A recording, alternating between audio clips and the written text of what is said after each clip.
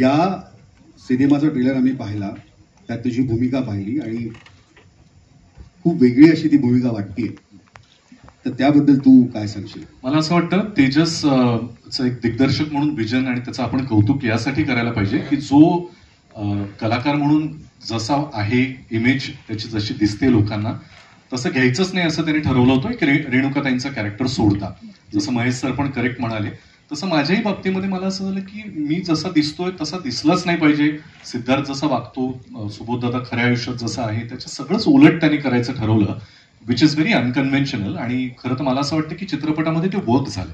त्यामुळे माझ्या लुक पासून मी किती वेगळा दिसलो पाहिजे, वेगळा असलो पाहिजे याची गणितं त्याची आधीपासून क्लिअर होती. आणि मला उलट असं बरं वाटतं की बऱ्याचदा कलाकार खूप भुकेलेले असतात, आपण वेगळं दिसावं, वेगळं काहीतरी करावं. पण दिग्दर्शकांना ते आधीपासूनच इतकं क्लिअरली ठरवलेलं होतं की मला उलट आनंद वाटला की माझ्यासाठी इतका विचार करून माझ्या भूमिकेबद्दल त्याने आणि प्रत्येकाच्याच.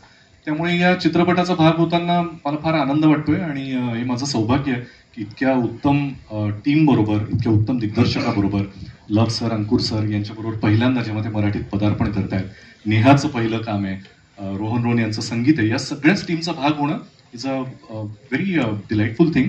आणि सगळ्यात महत्वाची गोष्ट आपल्या बोलण्यात अजून आली नाही म्हणून मला सांगावीशी वाटते. माझ्यातला निवेदक बहुतेक अजूनही जागा आहे म्हणून ते येत आहे बाहेर. या चित्रपटाच्या निमित्तानं तुम्ही फक्त पोस्टर जरी पाहिलं आणि त्याच्या बाजूला तेजसला उभं केलं तर तुमच्या लक्षात येईल एका वेळेला सेटवर 4 डिरेक्टर होते. बरोबर. इथे उपस्थित असलेले सगळे उत्तम कलाकार आहेतच, पण हे सगळे दिग्दर्शक आहेत. रेणुकाताई असतील, सुबोधदादा असेल, महेश सर तर सगळ्यांना कल्पनाच आहे, आणि तेजस. त्यामुळे विचार कर कुठलाही सीन आधीपासून किती प्रोसेस होऊन त्यात बदल होऊन तो जास्तीत जास्त चांगला कसा व्हावा. हेच मी म्हणणार होतो. मध्ये मध्ये मी 2 दिवस हॉलिडेलाही जाऊन आलो, सीन्स होत होते, काही प्रॉब्लेम नव्हता.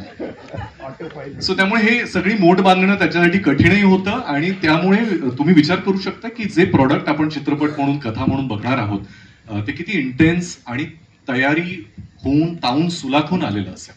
पण तू एक विचारलं नाहीस की कोणीच कोणाबरोबर काम केलं नाही, पण आम्ही काम केलं एकत्र. हो, ते तू विचारलं पाहिजे.